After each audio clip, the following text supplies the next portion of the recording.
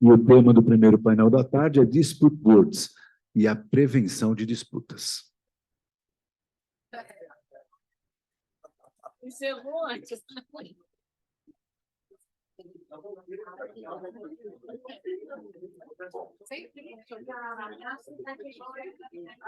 Procurador do município. Maurício, ele trabalhou bastante na lei municipal aqui de São Paulo, que trata dos dispute boards. Foi a primeira lei no Brasil que trouxe os dispute boards de maneira normativa, né?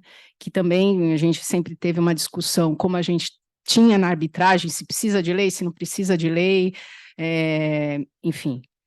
E o município de São Paulo fez isso de maneira precursora. Então, o Maurício vai falar um pouco sobre isso. A gente tem também aqui o Fernando, que acho que dispensa, né, apresentações. Ele é, assim, talvez seja a pessoa que mais saiba de dispute boards no Brasil.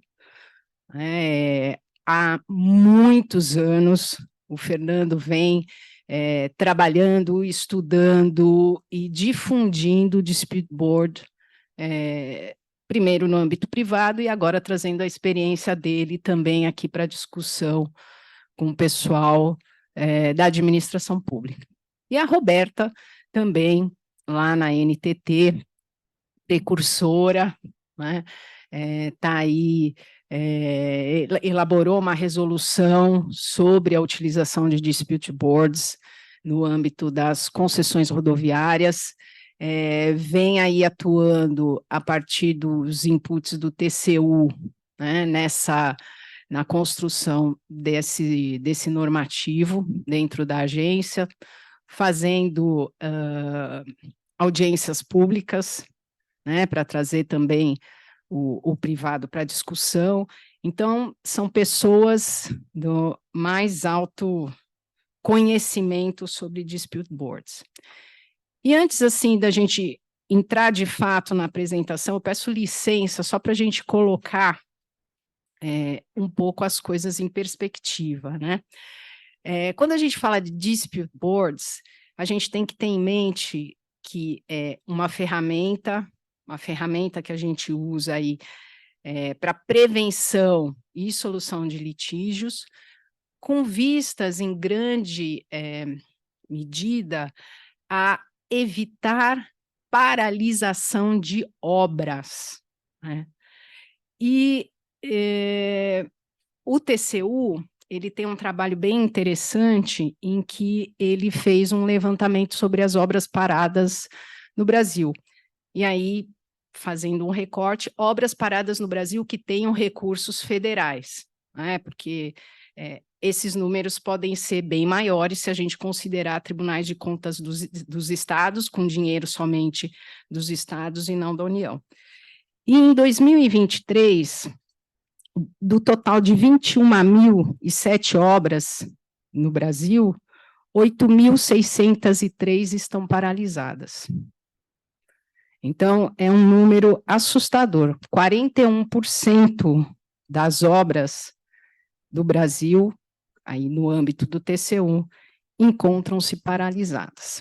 Então, quando a gente vai falar de dispute board, a gente está falando de um mecanismo que pode mitigar esse cenário. E a gente sabe que obra parada é custo não só para o privado, é custo para a administração pública. E mais do que custo para a administração pública, é um problema de interesse público, é um interesse público que não está sendo atingido, é uma escola que deixou de ser terminada e construída, é um hospital que deixou de ser disponibilizado para a população, uma rodovia, enfim, é uma infraestrutura que deixou de ser disponibilizada para a população, é interesse público não atendido. Então, esse é o cenário que temos. Então, sem mais delongas, eu acho que eu já fiz aqui um pouco um panorama, né, do que temos hoje de criticidade no Brasil em relação às obras, eu vou passar a palavra para o Maurício, para que ele, então, fale um pouco aí da experiência dele com o Dispute Boards nos estudos, como isso tem acontecido na prefeitura, ou se não tem, qual foi a ideia de vocês quando partiram para essa solução normativa. Boa tarde a todos e a todas. Obrigado, Eugênia, pela apresentação.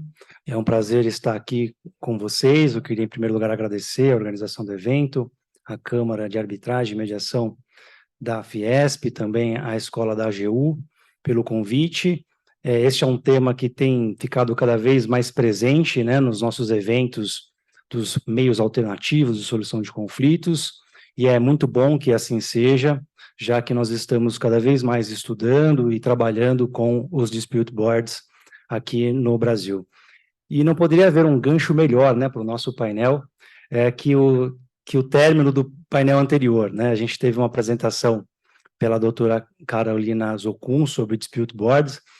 Se tivesse preparado um slide, acho que eu não teria colocado na tela aqui, eu ia guardar no bolso, porque além de ter sido um material bem extenso, ela colocou uns GIFs e uns memes lá que não ia ter como competir. Mas o que nos interessa é discutir as ideias, né? As ideias que foram trazidas pela doutora Carolina, eu tenho certeza que vai render bastante debate no nosso painel.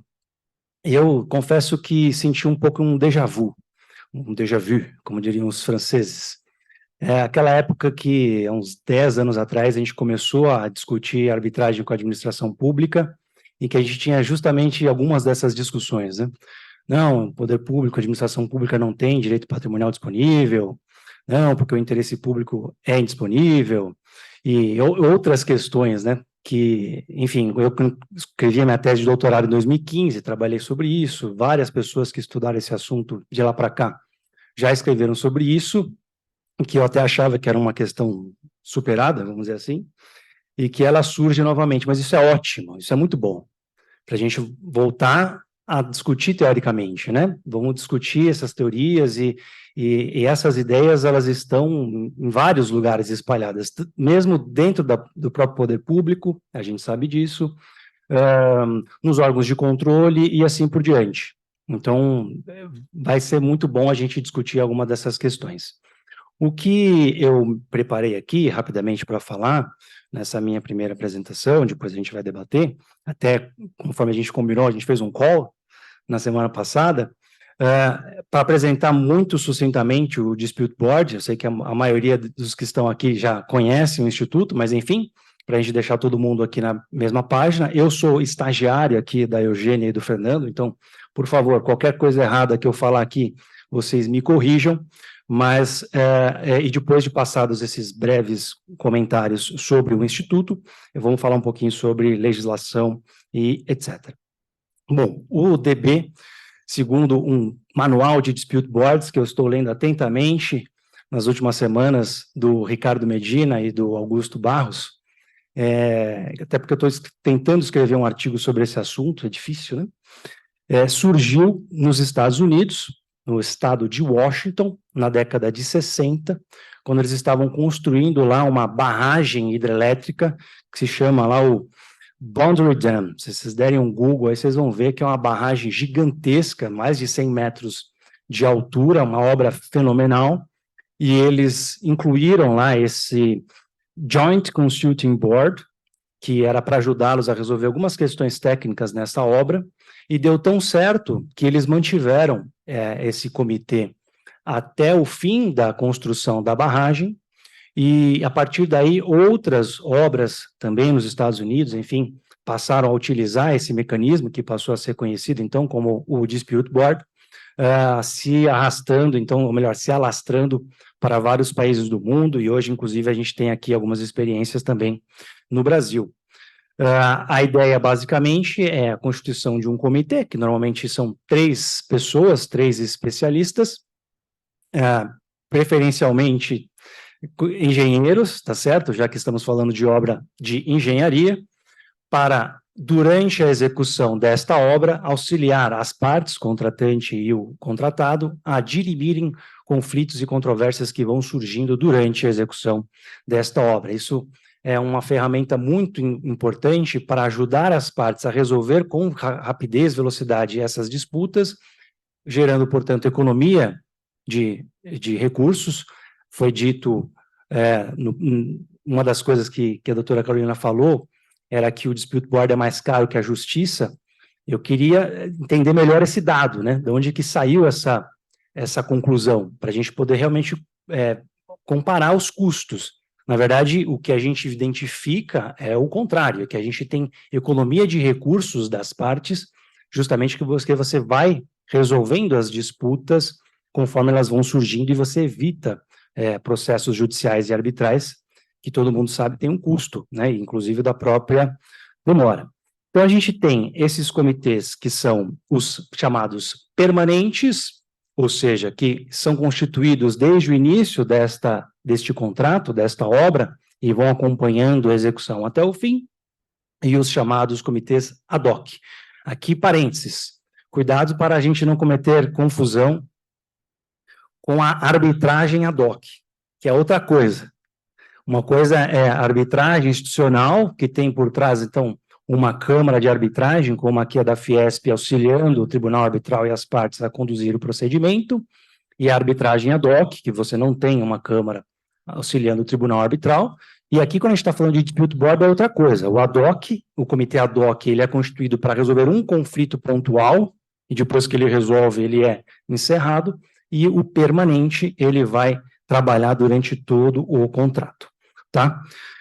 Esses comitês, eles podem ter até 3 tipos de forma de trabalhar. Um deles é o chamado Dispute Adjudication Board, ou Comitê de Adjudicação, que ele vai decidir a disputa, e essa decisão será vinculante contratualmente entre as partes. Então, se uma das partes não cumprir aquela decisão, ela poderá, inclusive, até sofrer uma multa prevista no próprio contrato. E uma outra modalidade é o Dispute Review Board, ou Comitê de Revisão, que vai simplesmente emitir recomendações, sem essa força vinculante do contrato, tá ok? E aí existe um comitê híbrido, ou Dispute Combined, é isso mesmo, né? Combined Dispute Board, que seria o híbrido. Então, as partes pediriam ao comitê, antes de decidir, se querem uma recomendação ou uma decisão. Fez tanto sucesso, então, o DB, conforme ele foi evoluindo, ainda no final do século passado, que ele passou a ser inserido como obrigatório nos programas de financiamento do Banco Mundial e também do Banco Interamericano de Desenvolvimento para os contratos acima de 50 milhões de dólares. Então, ou seja, os bancos só diziam, né, só te empresto o meu dinheiro se você colocar o DB no seu contrato. Assim como também aconteceu com a arbitragem, né? Existe uma discussão que, enfim, a gente pode talvez até falar sobre isso depois. Se o DB ele é um método consensual ou se ele é um método heterocompositivo de solução de conflitos. A gente viu, a doutora Carolina colocou na tela para a gente, o artigo 138 da nova Lei de Licitações e Contratos Administrativos, que chama lá expressamente o DB como um método consensual de solução do conflito. Então, o legislador disse lá que é um método consensual. Da mesma forma, mesmo antes da previsão na Lei de Licitações e Contratos e outras leis municipais ou estaduais, muitos já defendiam a possibilidade de utilização do dispute board nos contratos públicos, porque o Código de Processo Civil diz lá que é possível utilizar os métodos consensuais de solução de conflitos, tais como a mediação, a negociação, não estava lá o DB, mas se encaixava justamente no consensual. Eu tenho um pouco de dúvida, sinceramente, se a gente consegue considerar o DB como um método consensual de solução de conflitos, principalmente, né, óbvio, quando ele tem que dar uma recomendação ou uma decisão. Que aí não são as partes que chegaram juntas, né, àquela solução. Mas, enfim, a gente pode discutir isso depois, tá? O DB, ele não possui caráter jurisdicional, então ele não substitui o comitê, não atua como painel arbitral, né, não substitui também o judiciário, então as decisões, as recomendações do Dispute Board podem ser questionadas, sim, judicialmente, ou na arbitragem, se houver cláusula compromissória, muito embora, né, pelos dados que a gente estuda e o pessoal costuma trabalhar com isso, sempre diz, o Fernando é um deles, que o percentual de decisões judiciais ou arbitrais que reformam uma decisão de um comitê de dispute board é muito baixa, ou seja, normalmente as decisões são mantidas na justiça ou em arbitragem. Bom, a gente tem algumas previsões legais para poder comentar, que eu vou falar principalmente aqui do município de São Paulo, e aí vou concluir então já a minha participação. A Eugênia, muito gentilmente, generosa, disse que eu contribuí, né, com a lei do município de São Paulo. Na verdade, a lei quem se redigiu foi o sócio do Fernando, o Ricardo Medina, que entregou, né, enfim, um anteprojeto para o então vereador Caio Miranda, que também é um conhecido nosso da época da faculdade. O Caio, inclusive, ele entrou junto comigo na faculdade, mas ele resolveu virar presidente do CA, então ele se formou um ano depois, porque ele ficou lá trabalhando no centro acadêmico. Foi ali que ele começou, né, a carreira política dele e depois virou vereador da cidade de São Paulo. E o Caio recebeu, então, essa proposta, colocou na Câmara e conseguiu aprovar essa lei, que previu, então, foi a primeira lei realmente que previu o Dispute Board com o poder público, em contratos públicos. E a verdade é que a grande maioria, né, se não todos, não sei, mas a grande maioria dos DBs estão atuando em contratos envolvendo a administração pública, né? Em contratos envolvendo algum ente público contratante desta obra.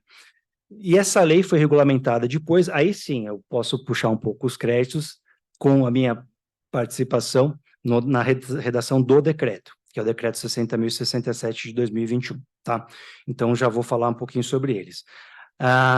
Aquilo que foi dito no painel anterior é muito importante no sentido que o artigo 151 positivou o Dispute Board numa lei federal, que não existia lei federal antes prevendo a possibilidade de utilização do Dispute Board.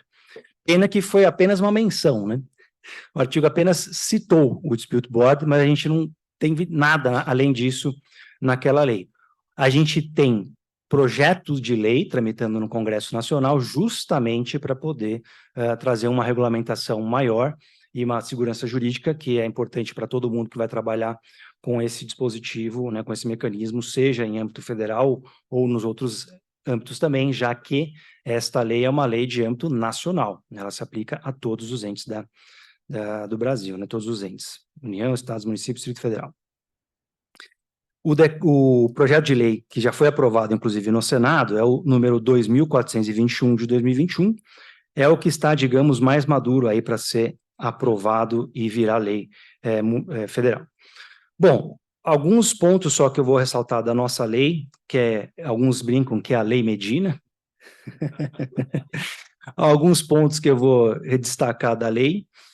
Primeiro, previsão expressa da utilização do Dispute Board para direitos patrimoniais disponíveis. E muito embora eu reconheça que, de fato, talvez não seja simples definir o que são os direitos patrimoniais disponíveis, o fato é que sim, eles existem.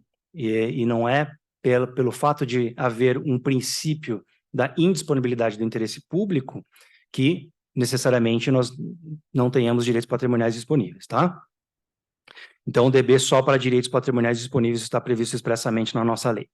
Ele prevê essas três modalidades do comitê que eu mencionei, comitê por adjudicação, comitê por revisão e o comitê híbrido, tá? A possibilidade de utilização de uma instituição especializada, ou seja, uma câmara de dispute board, que são as câmaras que têm atuado no mercado também com arbitragem. A propósito, eu ia falar na sequência, mas já adianto já, a Procuradoria do Município de São Paulo, salvo engano meu, foi a primeira, e talvez ainda seja a única, que editou um cadastramento de câmaras de dispute board. Isso foi em agosto de 2022. E nós temos 2 câmaras cadastradas lá na Procuradoria do Município. Uma delas é a Câmara da Fiesp-Ciesp, tá?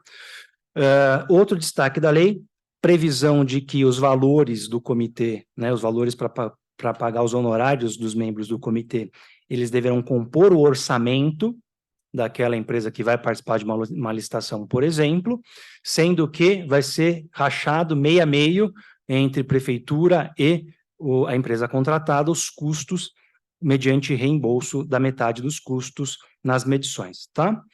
3 pessoas, preferencialmente, a lei, é interessante que a lei já traz essa ideia, né? Preferencialmente 2 engenheiros e 1 advogado, então a gente já percebe, de fato, que é um mecanismo voltado para contratos de construção, contratos de obra, tá certo? Se a gente já está dizendo na lei que preferencialmente eu quero 2 engenheiros, é porque eu estou preferencialmente pensando em utilizar esse mecanismo para contratos de construção. A gente pode até discutir, acredito que a gente vai falar sobre isso também, a Roberta também, sobre outros contratos, né, que estão sendo, que estão começando a incluir também cláusulas de EDB.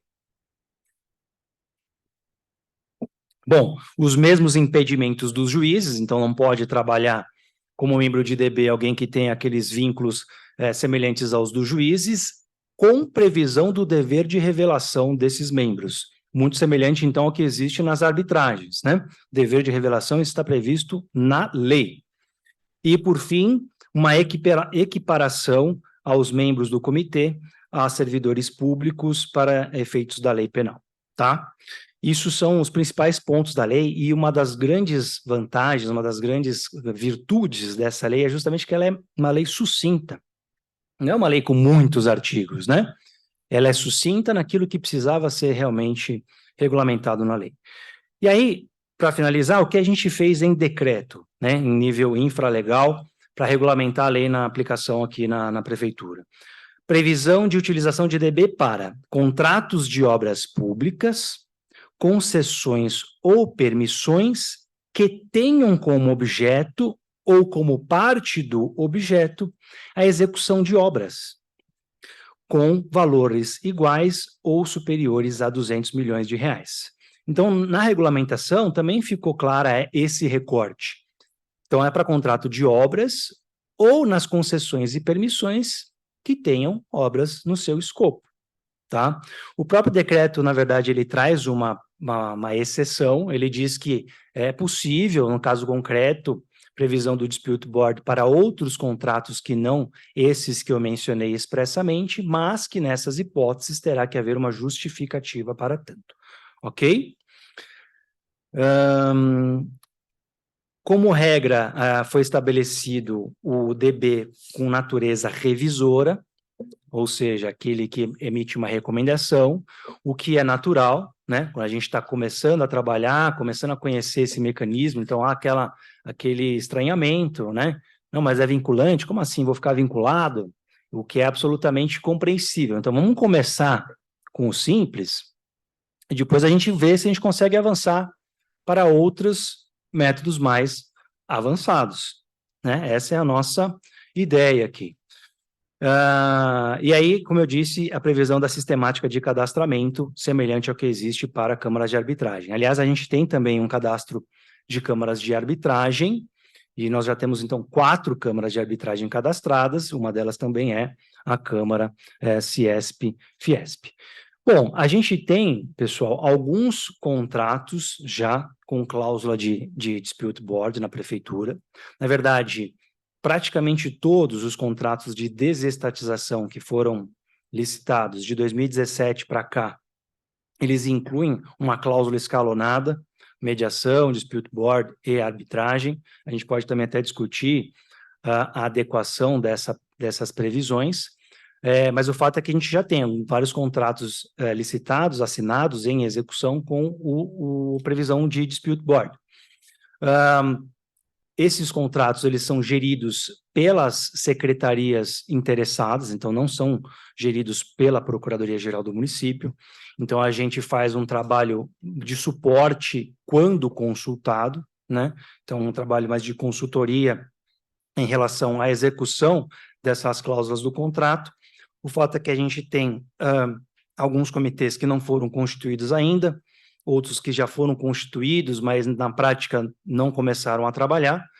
O que importa é que nós estamos, mais recentemente, houve uma interação maior por parte nossa da Procuradoria com a pasta de desestatização, que tem liderado todas essas iniciativas, justamente para alinhar essas questões, tirar algumas dúvidas, tomar decisões para a efetiva instalação dos comitês, sua utilização da melhor maneira possível, a fim de atender esse interesse, né, que existia desde o início, quando houve a previsão em lei, regulamentação, de aproveitamento ao máximo desse mecanismo que pode ser muito útil para alguns contratos nossos.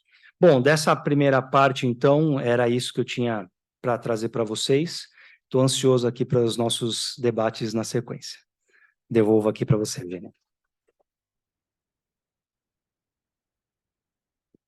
Obrigada, Maurício.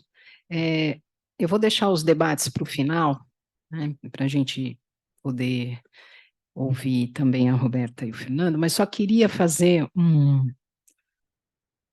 ponto aqui em relação ao que você falou, que é a questão da correlação do valor do DB em relação ao judiciário, né? Que a utilização de DB seria muito mais cara frente à utilização do judiciário. Mas eu acho que a gente tem outras formas de pensar a questão do valor do DB ou do como ele pode ser mais eficiente, inclusive em relação a custos, do que simplesmente partir para o judiciário. Só para voltando àquela tabela do TCU, só para a gente ter em mente valores. Hoje, em obras paradas, em obras paralisadas, nós já temos 8 bilhões 280 milhões de reais em recursos federais investidos. Se a gente pensar que a ideia do Dispute Board é evitar que essas obras fiquem paralisadas, a gente tem uma perspectiva de mudança desse cenário. Se a gente pensar que, não, vamos partir para o judiciário, a obra está paralisada, e aqui pode ser qualquer motivo da paralisação da obra, pode ser um projeto mal feito, pode ser um problema de fluxo de caixa, enfim, pode ser qualquer coisa, mas jogar isso para o judiciário são 8 bilhões parados. A gente vai discutir a responsabilidade de quem que foi, para lá na frente tentar recuperar alguma coisa. Então, é de fato isso que a gente quer? É isso que resolve o problema? Então, eu acho que tem outras perspectivas a serem analisadas em relação à eficiência de custos quando a gente fala na utilização desses meios alternativos de solução de controvérsias. Bom, sem me alongar mais, eu vou passar para a Roberta, que vai aí fazer uma exposição sobre a utilização dos DBs aí no âmbito da NTT e a experiência que está sendo levada a cabo aí no âmbito da União. Boa tarde, Eugênia, Maurício, Marcondes, todos que estão aí presencialmente. Primeiramente, eu peço desculpas por não ter conseguido me fazer presente, mas estou aqui de maneira virtual para poder trazer as contribuições à luz da experiência da Agência Nacional de Transportes Terrestres na temática de DB. Queria também agradecer o convite da Escola da AGU e da Câmara de Conciliação, Mediação e Arbitragem da Fiesp. Agradeço a Rita Nolasco que me convidou para participar desse evento e dessa conversa, né, sobre DB. Achei bastante interessante os apontamentos que vocês trouxeram da fala do painel anterior em relação a custos, porque eu vou fazer uma rápida abordagem sobre esse ponto. Basicamente, eu quero dividir a minha fala em 4 tópicos. A utilização de Alternative Dispute Resolutions, né, pelos meios adequados de resolução de controvérsias, que a partir daqui eu gostaria de chamá-los de ADRs, para não ficar falando esse nome enorme. Então, a utilização de ADRs pela administração pública federal, o que move a administração pública federal nesse caminho, e aí eu vou trazer algumas considerações sobre esse ponto, trazer um pouco do histórico de DBs em contratos de concessão de transportes terrestres, os desafios que nós estamos enfrentando no âmbito da NTT para pensar o DB em contratos de concessão e caminhos futuros, né? Olhamos para frente. Quando a gente vai pensar nos ADRs na administração pública, foi ótimo porque o Maurício já trouxe todo um arcabouço legal que a administração pública pode se valer para a utilização desses meios adequados. Quando a gente fala de agências sob o aspecto jurídico, a gente tem várias leis, contratos específicos que passaram a adotar essas cláusulas arbitrais a partir da década de 90 e mais recentemente, né, as cláusulas de mediação e dispute boards. Agora, quando a gente vai fazer um recorte no âmbito federal, a gente pode pensar que a primeira lei que previu, digamos, uma oportunidade ou uma janela para a utilização desses mecanismos é a própria Lei de Concessões, no seu artigo 23A, que prevê especificamente a utilização desses meios adequados de resolução de controvérsia, que o texto é praticamente repetido na Lei de PPPs, que é de 2004, e aí, então, a gente tem para arbitragens a Lei de Arbitragens, o nosso marco de 2006, e o marco da relicitação da Lei de Relicitação de 2017. Como o Maurício também já trouxe, realmente é um marco importante a nova Lei de Licitações e Contratos 14133, porque prevê o DB especificamente, prevê os mecanismos, meios adequados de resolução de controvérsias pela administração pública, do 151 ao 154, e no 151 especificamente o DB. Agora, o que a gente percebe é que há, pelo menos no âmbito da administração pública federal, ligada às agências, um significativo avanço nos contratos, com um aprimoramento das cláusulas, a previsão de cláusulas cada vez mais trabalhadas sobre ADRs, juntamente com um esforço para aprimorar a matriz de risco dos contratos. E isso está muito interligado, né? Porque vão tratar dos conflitos que iremos submeter a esses mecanismos adequados de resolução de controvérsias.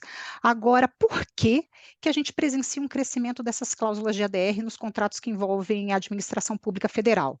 E aí eu vou me valer da professora Selma Lemes, que fala para arbitragem, mas eu acho que o raciocínio que a gente constrói é o mesmo, né? Para DBs e todos os meios adequados, porque são instrumentos jurídicos que vão repercutir na economia do contrato administrativo e que geram eficiência, tanto para contratante, administração pública, como para o contratado, aquele agente privado, e isso, ao fim e ao cabo, se traduz em eficiência de prestação de serviços públicos para a sociedade. E tudo isso proporciona redução de custo de transação. E aí entra exatamente nessa questão do valor.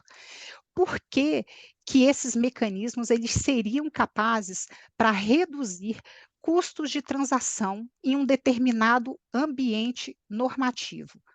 Por quê?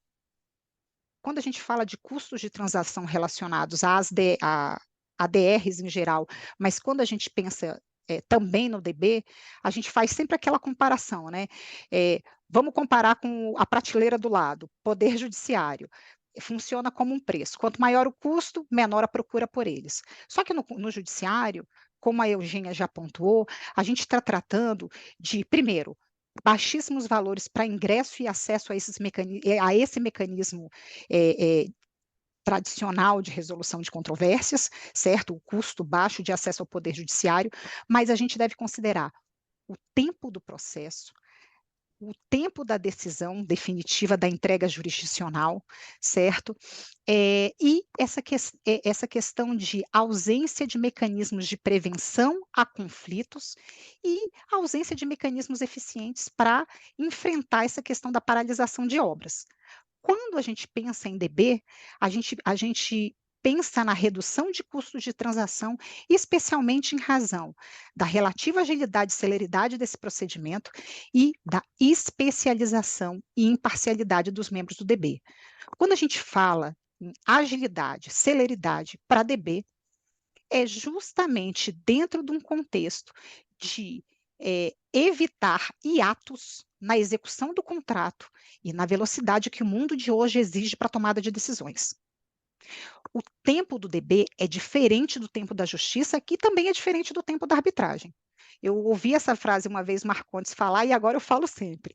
O DB trata o doente. A perícia realizada em arbitragem, o processo judicial, exuma o corpo. Então, os membros acompanham aquela execução do contrato em tempo real, à medida que os registros das obras e serviços vão sendo produzidos. E podem fazer visitas ao local da obra, acessar os documentos técnicos e contratuais. E, com isso, eles têm uma visão privilegiada e atual do andamento da execução do contrato, que permite que o DB possa atuar de modo preventivo, rápido e tempestivo na prevenção ou resolução de conflitos. Dessa forma, ele ainda contribui para evitar uma disseminação de disputas dentro do contrato e, com isso, prejudicar o desempenho contratual. Nos casos em que a controvérsia ela é inevitável, ou seja, você já tem um conflito, o board ele pode proferir recomendações ou decisões num curto lapso de tempo, de modo a não paralisar o andamento da execução do contrato, e eu acho que esse é um dos pontos principais do DB. E aí eu vou me beber de novo do exemplo do Marcondes, que o DB é um tipo de rough justice, ou seja, é aquela justiça possível, não é a ideal. Vamos lá, vamos decidir o que é possível dentro do que é conhecido e disponível aqui, para não paralisar a obra. E, em decorrência disso, nós temos a redução de custos de transação, tanto aqueles associados em relação à paralisação da execução do contrato, exemplificado muito bem pela Eugênia aqui, como aqueles ligados aos custos do litígio, sejam eles judiciais ou arbitrais. E mesmo nos casos mais complexos, o que a gente tem é o seguinte: o DB, ele facilita o andamento do contrato.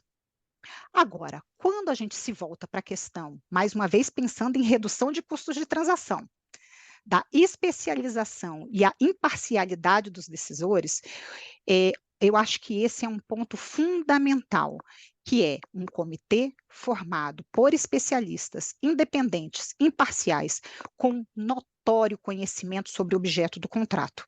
Isso, por si só, já gera legitimidade nas decisões ou recomendações preferidas pelo board, e com isso tendem a ser mais facilmente acatada pelas partes. A possibilidade dessa melhora da qualidade das decisões, justamente ligada a essa especialização dos membros do board, pode representar, sim, economia das partes. Por quê? Você tem uma matéria uma matéria específica, enfrentada por especialistas altamente qualificados, que são familiarizados com a matéria objeto da controvérsia, e isso permite a redução de erros nas decisões. Justamente por isso, a gente tem um baixo índice de revisão das decisões prolatadas por DBs, seja em âmbito arbitral ou em âmbito judicial. E a redução na probabilidade de erro da redução, ela reduz o risco da relação contratual e torna o contrato mais atrativo para as partes, seja o ente privado, seja para a administração pública. Então, assim como a gente fala, né, que o sucesso da arbitragem depende da qualidade dos seus árbitros, a mesma coisa a gente fala do DB, que o sucesso do DB depende da qualidade e especialização dos seus membros. Por isso, daí, membros com experiência, conhecimento técnico, expertise, e que não tenham qualquer impedimento que possa macular a neutralidade e imparcialidade dos envolvidos. Agora, quando as partes prevêem DB como forma de solução de controvérsias, elas, na verdade, estão antecipando expectativas de decisões ágeis e acertadas no futuro, para diminuir o risco de comportamentos oportunistas no presente, com inexecução contratual.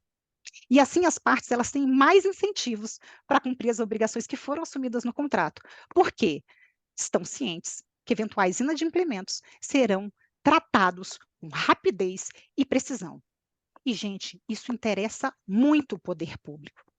Agora, quando a gente pensa em DB para contratos de concessão, a gente tem contratos de longa duração, incompletos, de alta complexidade, que justamente em razão da sua longa duração vão gerar um número grande de controvérsias, podem implicar no número grande de controvérsias ao longo dessa execução. E o DB ele se mostra como um mecanismo, um instrumento apto para apresentar soluções nas questões relacionadas a esses contratos.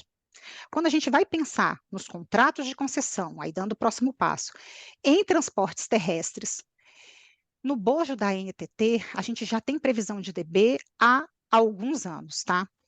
Em contratos de rodovias, eu vou citar aqui alguns exemplos. Só porque eu ia citar, deu branco, mas Rio-São Paulo, Dutra e Rio-Santos, ali na 116 e 101. Ecovias do Araguaia, que é a 153, que está ali Tocantins, Goiás. A gente tem a Rio Minas, que é a Rio Valadares, que foi 116.465 do Rio de Janeiro para Minas, e a Via Brasil, que é 163, né, Mato Grosso, Pará. Agora, quando a gente olha para ferrovias, a gente tem a previsão de DB em um contrato, que é o da Estrada de Ferro Vitória Minas, que ele está em fase de instituição para acompanhamento de obrigação de investimento cruzado, né, para implantação de infraestrutura e superestrutura no trecho da FICO, que é a Ferrovia de Integração do Centro-Oeste. Agora, vejam que eu citei alguns exemplos, mas eu falo apenas de um DB que está em fase de instituição no âmbito de contratos de concessão de ferrovias. Por quê? Porque o uso do DB pela administração pública, como bem pontuou aqui Maurício, ainda provoca questionamentos.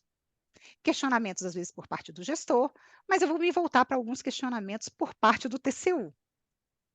O TCU, ele admitiu o uso de DB, certo, ao analisar e fiscalizar a prorrogação antecipada da Vitória Minas, como eu falei para vocês, então, check, por isso que foi feita uma alteração contratual para prever especificamente a inclusão do DB, mas ele restringiu o uso desse mecanismo em relação a concessões rodoviárias, admitindo somente após a regulamentação. E ele fez isso, se quem quiser anotar, são os acórdãos 4036 e 4037 do ano de 2020, que ele tratou da análise da desestatização da Ecovias do Araguaia e também da Via Brasil, onde ele fala expressamente, olha, o dispositivo de dispute board só poderá ocorrer após a regulamentação pela NTT e eventual omissão da agência nesse sentido não vai conferir qualquer direito subjetivo à concessionária.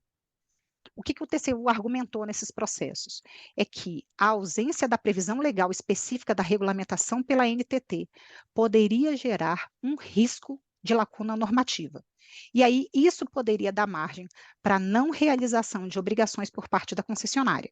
E isso poderia induzir, nas palavras do TCU, inexecução contratual ou questionamentos judiciais e arbitrais por parte da concessionária. E pensando nisso, o TCU falou, ok, rodovia só usa depois que regulamentar. E aí, o que acontece? Nesse sentido, pensando justamente em reduzir custos de transação do ambiente normativo, como a gente tratou anteriormente. Também, atender a determinação do TCU, que disse só usa DB em rodovia depois que regulamentar. A NTT realizou nesse ano uma audiência pública para colher sugestões e contribuições para a proposta de regulamentação que eu, em conjunto com um grupo constituído aqui no âmbito da agência, que a gente está trabalhando. Essa regulamentação, e aí foi uma escolha, acho que muito acertada, que discutimos internamente aqui na agência, ela está sendo feita no bojo da própria Resolução 5845. O que essa resolução trata? Ela já dispõe sobre regras procedimentais para autocomposição e arbitragem no âmbito da agência. O que a gente está fazendo? Alterar essa resolução, estamos propondo uma alteração dessa resolução para incluir o DB. Por quê? Porque dessa forma, a agência possibilita uma sistematização de meios de resolução de controvérsias, ao invés de analisá-los e adotá-los separadamente. Centraliza as regras para rodovias e ferrovias e não aumenta o fardo regulatório, ou seja, aqueles custos impostos aos agentes econômicos e aos usuários para atendimento das normas e procedimentos regulatórios da agência. Agora, quais são os desafios que estamos enfrentando ao pensar DB? Eu costumo falar, né? O DB, ele é uma luva que ele não é bem o número da administração pública, ele não é da administração pública, tá? Porque para obras de infraestrutura funciona, acho que uma luva que calça, veste, agora fiquei na dúvida, bonitinho. Mas quando a gente fala para contratos de concessão, é aquela luva que está meio, não entra direito, está meio apertado, ou está meio, sabe? E aí, por que isso acontece, né? Porque até o Maurício já falou, poxa, DB foi pensado na década de 60 para contrato entre privados, no âmbito da construção civil, para solucionar controvérsias entre o dono da obra e o empreiteiro. Quando a gente está falando de DB para contratos de concessão, a gente está falando também, todos têm complexidade técnica, né? A gente tem contratos de longa duração. Aqui, um parênteses, temos contratos de longuíssima duração. Contratos incompletos, uma matriz de risco complexa. e que envolve, em um dos lados, a administração pública.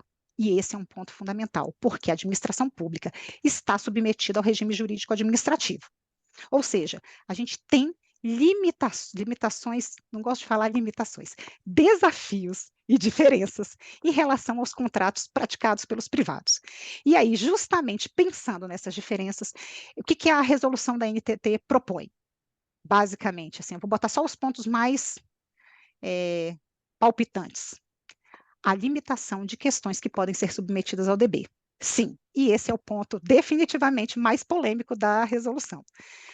A gente trata dos tipos de comitê à luz das peculiaridades do contrato, grau de vinculação, não obrigatoriedade do presidente ser um advogado, e que mais? Traz parâmetros para honorários e custas. Passando rapidamente, eu vou me deter um pouco mais sobre essa questão da limitação das questões que podem ser submetidas ao DB. A agência tem refletido muito sobre o escopo do DB. E, nesse sentido, a previsão que a NTT adota, ela primeiro, sim, se volta para a resolução de conflitos que envolvam direitos patrimoniais disponíveis e traz um rol que agora é exemplificativo, como, por exemplo, execução de serviços e obras, inclusive soluções de engenharia para analisar, avaliar tecnicamente. Outro exemplo, ocorrência de eventos que impactem ou inviabilizem o cumprimento de obrigações nos termos que foram assumidos no contrato, e alguns outros exemplos que a resolução traz. Todos esses exemplos, eles estão relacionados ao inadimplemento de obrigações contratuais e à incidência de penalidades e seu cálculo. Agora, para tanto, a agência restringe a utilização de DB em alguns casos, como, por exemplo, divergências que envolvam questões de cunho estritamente jurídicos, e aí, e eu sei que isso é muito polêmico, tá? Em relação a desdobramentos da matriz de risco, equilíbrio econômico-financeiro, mas não veda a submissão dos conflitos relativos a aspectos factuais e subjacentes dessas questões. Além disso, divergências relacionadas à validade e legitimidade de atos praticados pela agência no exercício das suas atividades fiscalizatória e regulatória. Vejam, preservação de competências da agência. E também a análise sobre legalidade de normas regulatórias. Também está muito relacionada a essa competência regulatória da agência. A gente sabe das consequências e temos analisado as consequências dessa decisão da agência, inclusive a gente percebe em razão das contribuições que recebemos na audiência pública, mas que a agência optou por adotar uma postura de cautela na sua utilização. Esse certamente é o ponto mais controvertido. Para não me alongar muito, eu ainda queria tratar mais detalhadamente de um outro tópico, que é o seguinte: os tipos de comitê e a natureza das decisões proferidas. Quando a gente fala em contrato de concessão, a gente fala contratos, por exemplo, de rodovias de 25, 30 anos, certo? Quando a gente fala em contratos de ferrovia, nós estamos falando contratos de 30 anos prorrogáveis por mais 30. Então, o primeiro ponto que a agência pensou foi: faz sentido estabelecer um DB ao longo de todo o contrato? Como é que eu vou compatibilizar o DB nesses contratos? E aí a gente pensou e customizou o DB para a nossa realidade. Então, tem a previsão de um DB permanente? Sim, aquele que é constituído desde o início do contrato e permanecerá vigente, mas vai ser exceção. O que nós temos? Nós mantemos a figura do ad hoc, aquele que é instituído apenas quando surgem as controvérsias específicas no caso? Sim, também. Agora, a gente construiu um outro tipo, que seria o temporário, que ele seria constituído com um prazo limitado, por um período de vigência determinado do contrato, e ele se relaciona a um grupo específico de resoluções ou ainda a uma fase de investimentos. A gente pensou naqueles ciclos de investimento dos contratos, e aí, extinguido esse ciclo, o DB se extingue e exaure o procedimento pensando a fase. Certo? Então, essa foi uma tentativa de adequar a realidade que nós vivenciamos. E quando pensamos no grau de vinculação das decisões, Maurício, a gente leu muito a experiência de vocês de São Paulo, tanto a produção legislativa de vocês, quanto os casos mesmo que a gente teve acesso, artigos produzidos e tal. e a gente optou por um outro caminho, né? A gente prevê os caminhos digamos assim, do DB por adjudicação, então, com a recomendação vinculante, a gente prevê também do DB recomendatório, o DB híbrido combinado, mas a resolução ela sugeriu, não é obrigatório, a adoção de DBs adjudicatórios, porque a gente acredita que o fato da decisão ser vinculante gera uma maior eficiência desse meio adequado. Só que isso está diretamente relacionado, essa decisão, à limitação das questões que podem ser submetidas no DB, que estão detalhadas e previstas na resolução. E aí o que se criou foi um mecanismo, como se fosse assim, de um prazo onde a NTT pode, as partes, né, analisar e se manifestar se está observando essa matéria, digamos, esse rol que pode ser submetido ao DB, certo? E uma vez que ninguém se manifesta, a decisão se torna vinculante. Foi um desafio para tentar avançar dentro da utilização do mecanismo nos contratos de concessão de rodovias e ferrovias. No nosso caso, a gente optou por não trazer a obrigatoriedade do presidente ser advogado, deixou aberto, vinculada à comprovação da expertise e conhecimento da matéria objeto do contrato, apesar da gente entender que realmente a coordenação das atividades é interessante ser por um advogado, mas deixa as partes escolherem, né? Deixa os indicados do membro escolherem. E um outro ponto que tem sido muito caro para nós é a questão de parâmetros para honorários e custas. Nos casos em que o procedimento ele é administrado por uma instituição, as custas serão referentes adotadas pela instituição. E a gente faz uma menção, inclusive, expressa, dizendo que deverão ser adotados os parâmetros de câmaras específicas de dispute boards, certo?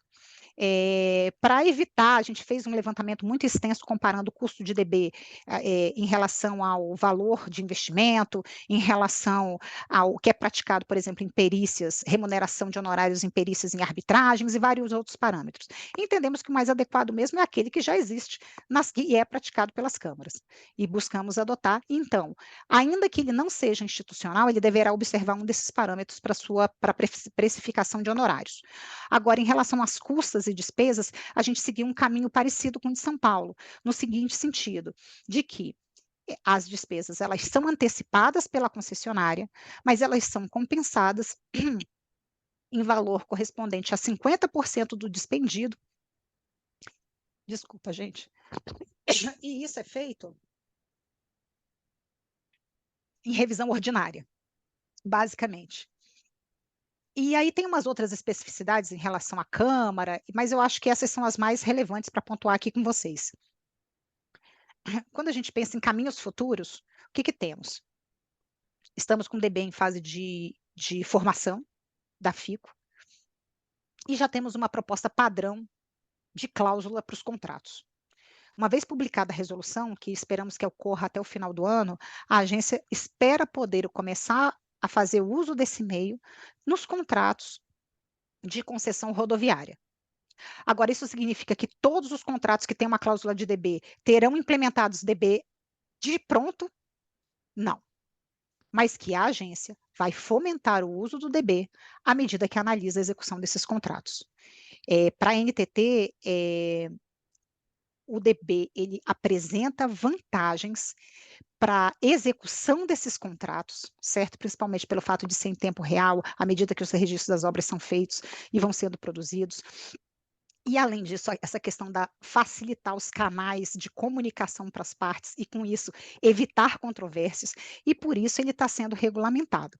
Então, o entendimento hoje nosso é que, sim, ele é um meio interessante, tá? E que, não só na literatura, mas com base a gente ainda quer vivenciar essa experiência que ainda não foi implementado, de prevenir litígios e de se mostrar realmente um meio menos custoso, não talvez de aporte inicial, mas se pensarmos ao longo de todo o contrato. É isso, pessoal. Eu estou aqui à disposição para a nossa conversa subsequente e outros esclarecimentos. Obrigada.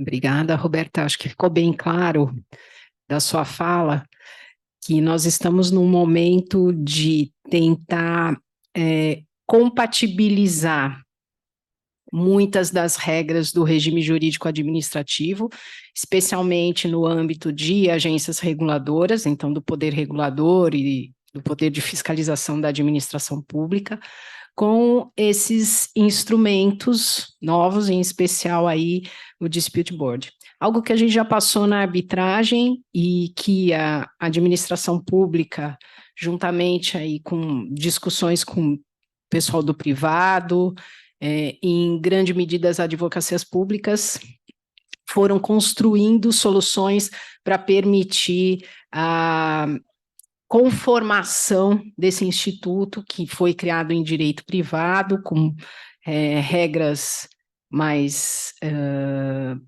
digamos assim, de consensualidade, de maior autonomia, que são mais restritas no âmbito da administração pública. E vocês estão enfrentando isso agora, e acho que ficou muito, muito claro aí da sua fala. Depois a gente pode discutir alguns pontos.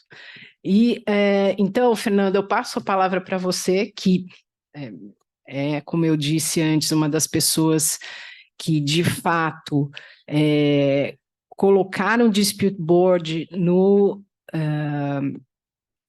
no âmbito da construção, no âmbito dos contratos aí, em geral, já atuou em Dispute Boards envolvendo a administração pública, então tem aí uma larga experiência para falar para a gente um pouco da sua visão sobre o Instituto, da onde partimos, os desafios que estamos enfrentando, para onde vamos, enfim, queremos aproveitar todo aí o seu conhecimento. Obrigado, Eugênia. Primeiramente, quero agradecer à Escola da AGU, a Rita e a Lilian pelo convite. Roberta já está virando minha companheira de painéis, a gente está cada vez mais, a gente tem se encontrado aí nos eventos.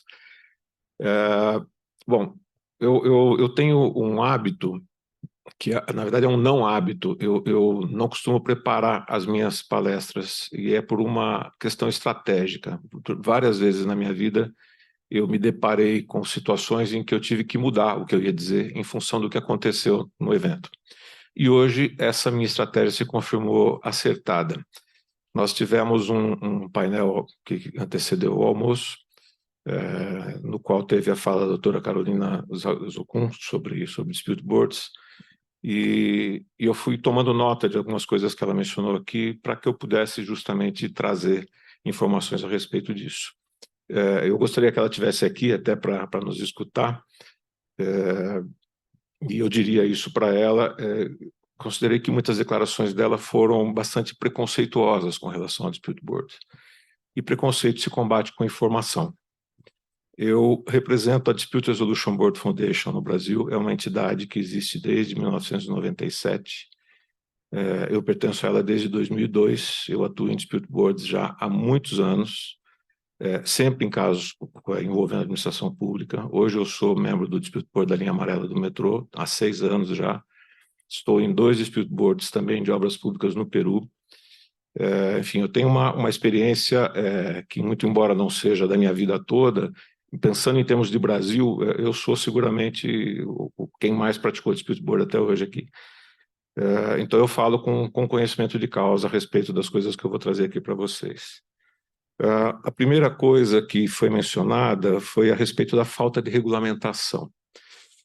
Vamos esclarecer um ponto importante. Dispute Board é uma ferramenta contratual.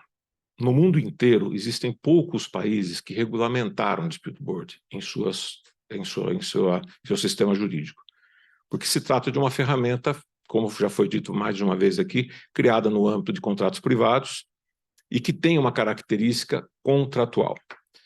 Em países de civil law, como é o nosso caso, como é a América Latina em geral, a normatização se mostra necessária para dar conforto ao gestor público. Porque a ferramenta em si, ela tem regulamentos no mundo inteiro. A CCI tem um regulamento já há muitos anos. Os modelos FDIC, que são modelos de contrato, padrão de contratos de construção internacionais, já tem dispute board previsto desde 1997 e agora, desde 99, e agora em 2017 foi feita uma reedição dos seus modelos, trazendo a experiência consolidada de muitos anos de utilização de dispute board. Então, o que não falta é regra sobre como conduzir um dispute board. Elas vêm do âmbito privado, mas vejam, os contratos FDIC que eu mencionei aqui são contratos que são normalmente utilizados justamente em obras públicas. Esses contratos são utilizados por recomendação dos bancos de fomento, de desenvolvimento. Banco Mundial, BID, Banco do Japão e etc. Esses bancos financiam obras públicas, não obras privadas. E eles exigem dispute boards. Então, o dispute board, muito embora tenha sido criado no âmbito privado, ele é uma ferramenta que se utiliza com muito mais frequência no âmbito público do que no âmbito privado. Tá? Com lei ou sem lei, ele funciona no mundo inteiro desde a década de 60, como foi mencionado aqui pelo Maurício. E funciona muito bem. Além disso, as câmaras, como a Câmara da Fiesp, oferecem regulamentos que detalham a utilização, desde o momento que você protocola o pedido até o momento em que se encerra o dispute board.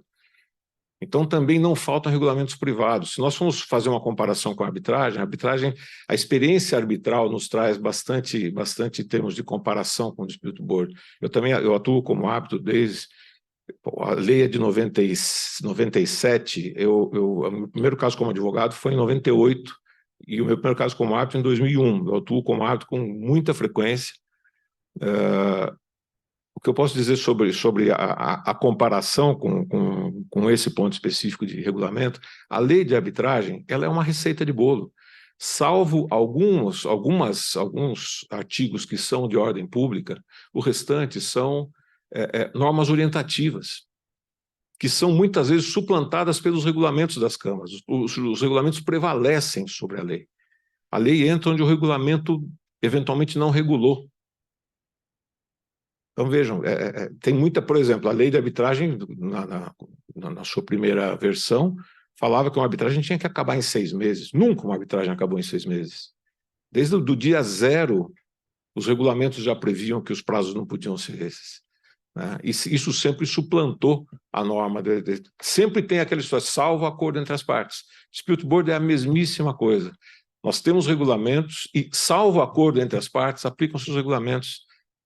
As partes podem mudar regras, como podem mudar na arbitragem. E a administração pública pratica arbitragem já há bastante tempo também. Né? Como é que a administração pública nomeia seus árbitros, que foi outra coisa que foi trazida aqui, como é que nós vamos nomear os membros? Até foi feita uma sugestão de que a administração pública deveria nomear os membros. Não. É por consenso. Tem que ser por consenso. Cada parte tem que nomear um, e o presidente tem que ser escolhido por eles, ou pela entidade, pela autoridade nomeadora, ou por consenso das partes. Mas nunca uma só das partes nomear os membros, não faz sentido. Né? Você passa a ter membros contratados por uma das partes, pela vontade de uma das partes. Onde fica a neutralidade numa situação como essa? A neutralidade é um elemento básico para o funcionamento do DB. Certo? Outro exemplo, o metrô pratica dispute board desde 2005. Sem regulamento, sem Câmara, sem lei, e funciona.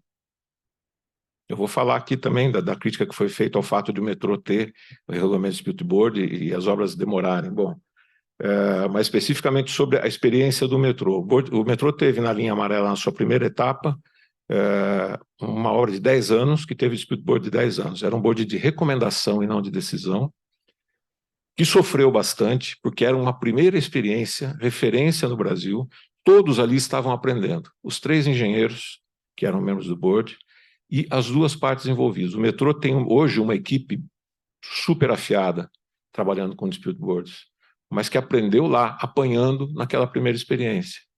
O consórcio, que era na época das 5 grandes construtoras que nós tínhamos no Brasil, também ninguém tinha feito. Os advogados envolvidos nunca tinham feito. Então, eles foram pioneiros naquilo. E aprenderam por tentativa e erro. E aquilo foi se aperfeiçoando. Foram 10 anos de escola. E os 3 engenheiros que fizeram parte eram amigos da gente. Um deles faleceu, infelizmente, foi meu vice-presidente no IBDIC, o engenheiro Jorge Pinheiro Jobim. Ele dizia, a gente tinha medo das reuniões, porque as duas partes eram muito hostis. A gente sofria, a gente chegou um momento que a gente não fazia perguntas para as partes, porque as perguntas eram mal interpretadas. Então, esse foi o ambiente que eles enfrentaram nessa primeira experiência, mas que foi uma tremenda escola. Veio a segunda etapa da linha amarela, que vai da Estação Pinheiros até a Vila Sônia, toda a parte de trilho, de túneis e algumas estações também que vinham da primeira etapa. O primeiro contrato terminou em 1 ano, não teve DB, foi rescindido o contrato, e aí foi formado um novo contrato em 2016, e em 2017 o DB foi instituído. Eu faço parte desse DB. A obra foi entregue no ano passado, 2022. E pasmem, o DB ainda não acabou. Por que ele não acabou?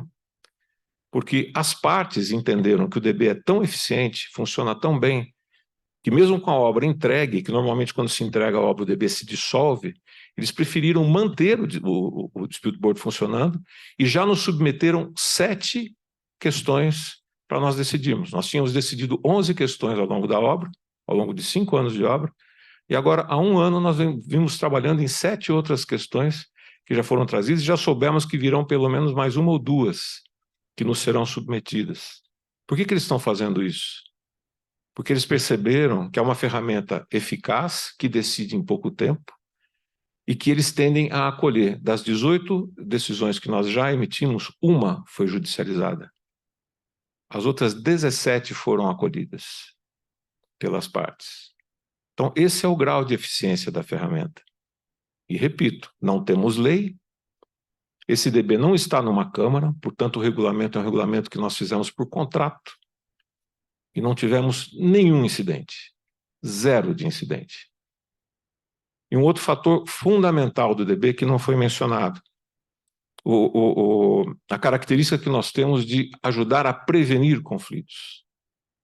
Pelas estatísticas internacionais, 70% das questões que surgem nas discussões durante a atuação do DB são resolvidas por consenso com a ajuda do DB, ou pelo simples fato do DB existir e as partes terem mais organização nos seus documentos, mais boa vontade para o ambiente instaurado ali, é um ambiente mais propício à discussão e leva as partes a mais oportunidades de consenso. No metrô nós temos essa estatística confirmada.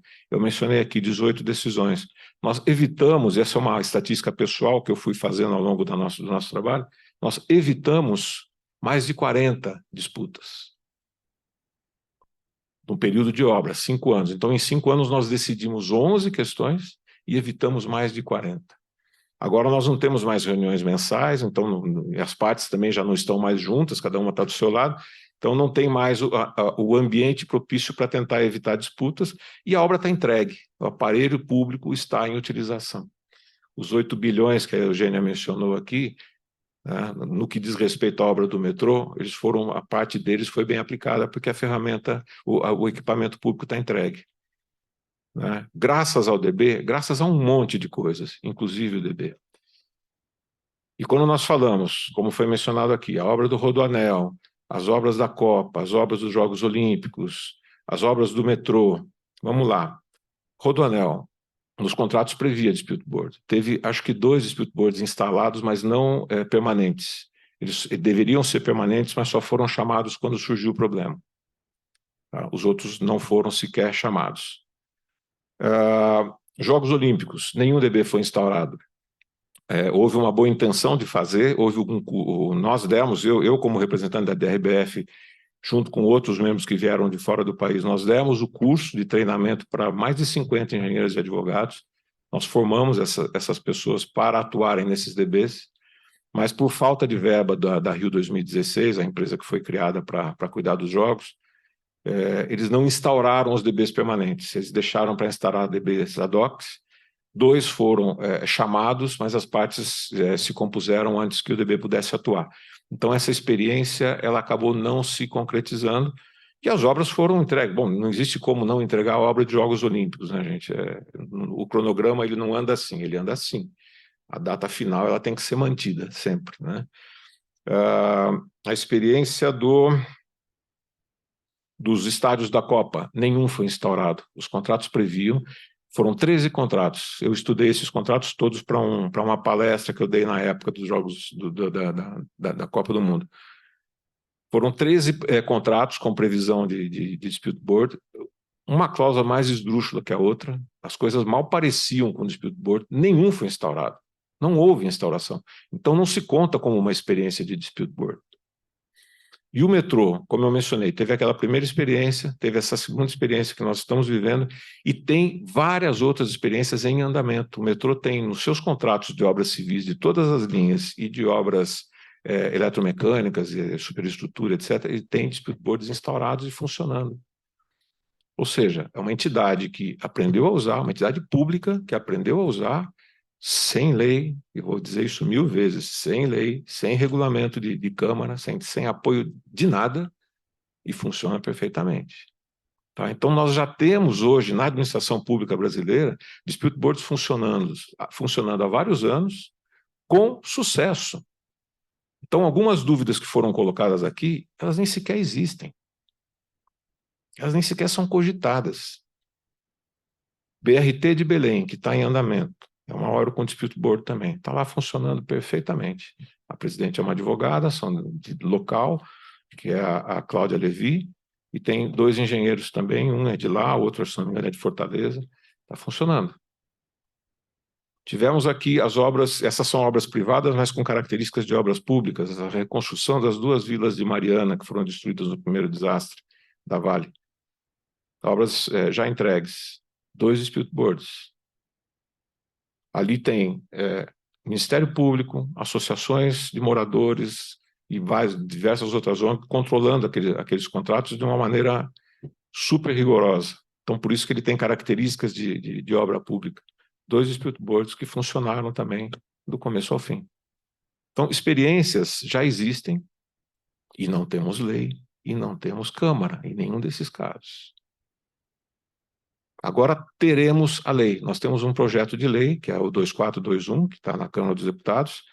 Ele é hoje o resultado do apensamento de um projeto que veio do Senado Federal já aprovado, de autoria do senador Antônio Anastasia, que hoje é ministro do Tribunal de Contas da União.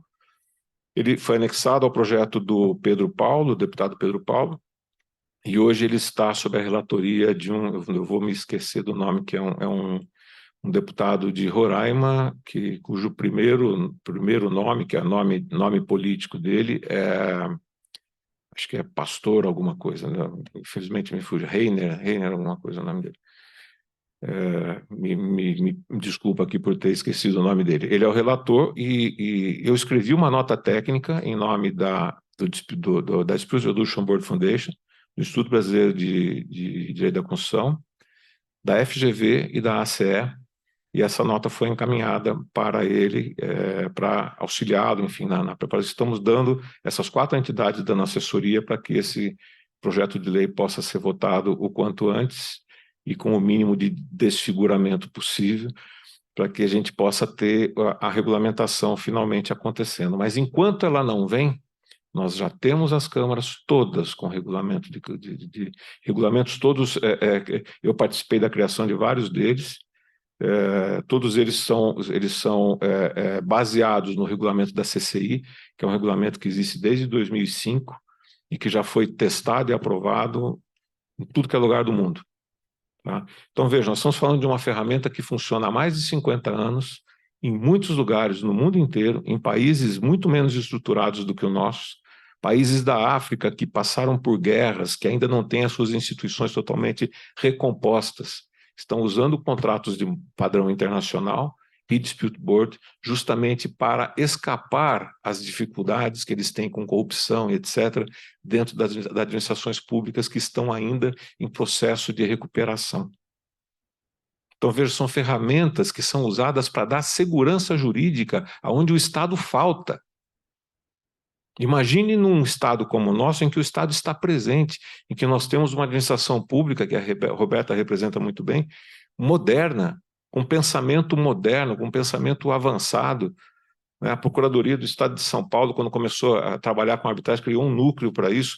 A gente tem hoje procuradores e funcionários da administração pública com pensamento ultramoderno, preocupados em estabelecer em consolidar a utilização dessas ferramentas todas. Quer dizer, nós temos um ambiente ideal. Tudo que nós precisamos está aqui, está presente. Nós temos toda a condição de criar. Então, essas coisas todas que foram colocadas em dúvida hoje aqui pela manhã são falsas polêmicas. Essas questões não existem, né? Foi dito também aqui que o DB vinculante também pode ir parar no judiciário. Claro que sim. Que fique claro uma coisa, o DB tem direito de errar. Muito embora, como a Roberta mencionou, historicamente, as decisões do DB são mantidas. Mas o DB ele não é feito para isso, ele é feito para resolver o problema do momento, para permitir que o projeto siga, para proteger o contrato da intenção subjetiva das partes e permitir que aquele projeto siga adiante. Eventuais decisões mal tomadas por um DB vão ser corrigidas depois, numa arbitragem ou num processo judicial, com o aparelho público entregue, com a população usando. Esse é o ponto, gente. Essas milhares de obras paradas que nós estamos, não digo que o DB evitaria que todas elas paralisassem, mas sem dúvida nenhuma a presença do DB, que inclusive contribui com a transparência dos projetos e faz com que o próprio Tribunal de Contas evite de barrar a sequência de uma obra até que se esclareçam coisas que são obscuras. O DB evita essa obscuridade, porque ele obriga as partes a registrar tudo de maneira muito mais rigorosa do que se faz quando não existe um controle externo como esse. Então, o DB é um contribuidor para a transparência e para a boa governança dos contratos públicos. A nossa última barreira eram os tribunais de contas, né? Eu, quando comecei a falar sobre DB há mais de 15 anos, eu pensava que se eu passasse na porta de um tribunal de contas, eles iam jogar uma pedra em mim lá, porque eu estava falando uma barbaridade. A Roberta sabe, até vai estar presente lá, no dia 7 de dezembro, eu vou estar no TCU, dando um treinamento para os funcionários do TCU sobre dispute board. Eu fui convidado. Eu achava que eu ia tomar pedrada um dia lá no passado. Agora eles convidam a gente para falar sobre isso. Então, a gente vai ter oportunidade de estar lá esclarecendo como funciona, tirando as dúvidas que eles têm. Quer dizer, o Tribunal de Contas da União hoje está se modernizando de uma maneira espetacular. Espetacular. O presidente atual, fantástico, é o Bruno, né? Não me engano o nome dele. Bruno Dantas, isso. E quem me chamou lá agora foi o Nicola. São pessoas de pensamento moderno, que estão entendendo o papel do TCU como alguém que tem que estar perto e não olhando só pelo retrovisor, como fazia antigamente, né? Justamente para evitar o apagão das canetas que foi mencionado aqui, né? Esse medo do agente público de firmar qualquer tipo de acordo, de fazer qualquer tipo de concessão, com receio de depois, na hora que o TCU olhasse pelo retrovisor, ele fosse sofrer punições, né? Então o TCU hoje está vindo para o negócio enquanto o negócio está acontecendo. Isso é maravilhoso, né? Nesse ambiente é que o dispute board está sendo inserido, né? O TCE acompanha a obra do metrô. Eu estou lá há 6 anos, eu nunca ouvi falar do TCE em nenhuma reunião. Eu sei que eles estão lá, que eles estão acompanhando, que eles sabem tudo que está acontecendo, que tudo que a gente decide passa por eles. Só um caso foi judicializado. Então vejam como o ambiente está propício, como é fértil esse ambiente que nós temos, né?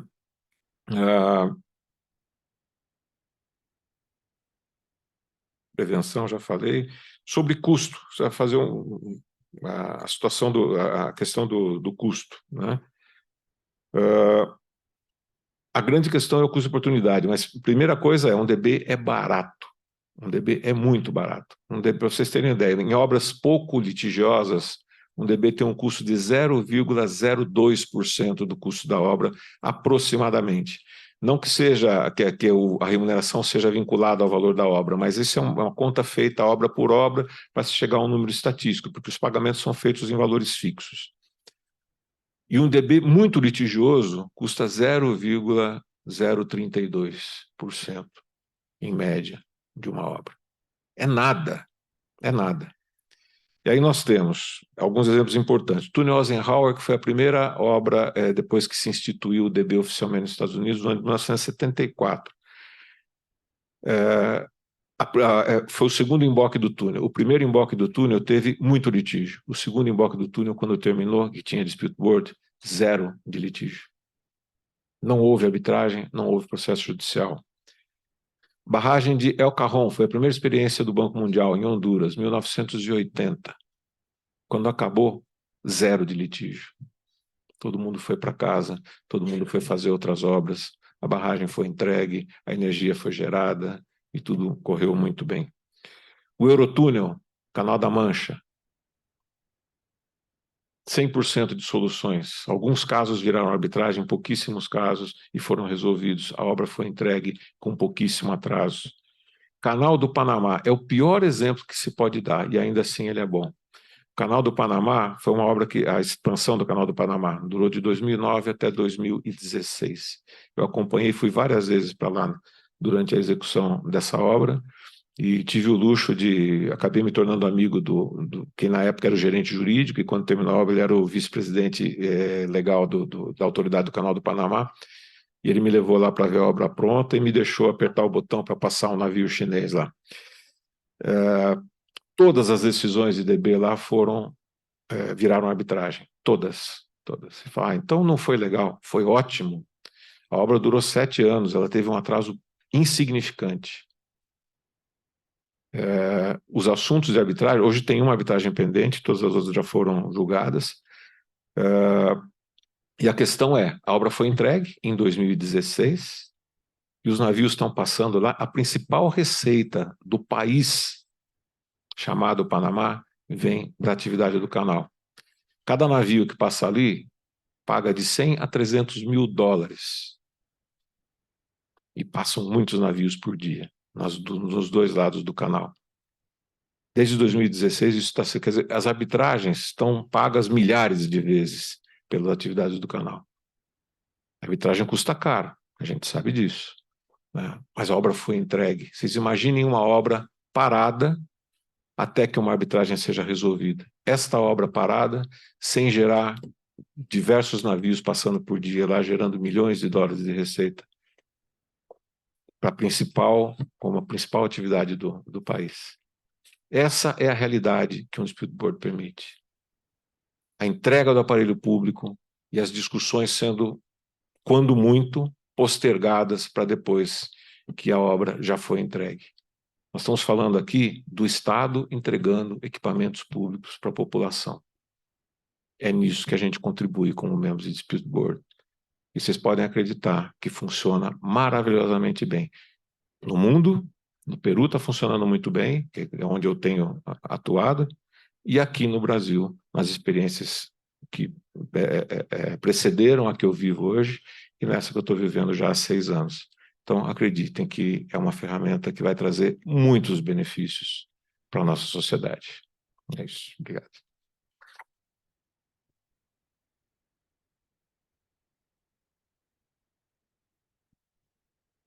Obrigada, Fernando. Acho que ficou bastante claro pela sua exposição os benefícios da utilização do dispute board, especialmente no âmbito público, e como ele ajuda a realizar um interesse público, digamos assim, substancial, né? Não meramente formal, mas a entrega, ao fim e ao cabo, do bem público, né, que a população tanto necessita.